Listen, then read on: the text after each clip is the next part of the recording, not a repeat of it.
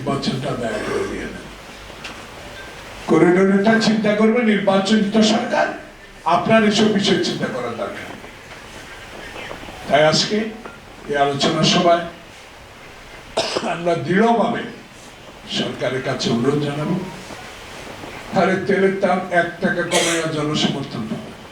আর আপনার তো জনসমর্থন দরকার না, আপনার তো কোনো পার্টির প্রেসিডেন্ট না, আপনার তো কোনো দলের সদস্য না, আপনি তো জাতির জন্য, জাতির যে ক্ষয়ক্ষতি হাসিনা করে গেছে, আওয়ামী লীগ করে গেছে, তাকে পুনরুদ্ধার, সেইটিকে পুনরুদ্ধার করার জন্য আপনাকে এই বিপ্লবের পর, এই আন্দোলনের পর, এই 16 বছর নির্যাতিত নেতাদের আন্দোলনে এই ছাত্র সমাজকে সমর্থন দেওয়ার পরে আপনি হাসিনা পালিয়ে যাওয়ার আপনাকে দায়িত্ব দেওয়া হয়েছে।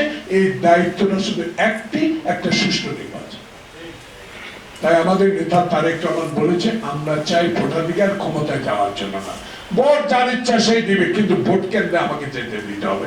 মৃত ব্যক্তির ভোট আর চাই না, দিনের ভোট আর রাতে চাই না, আর 14 সালের মতো বিনা ভোটে 154 জন নির্বাচিত চাই।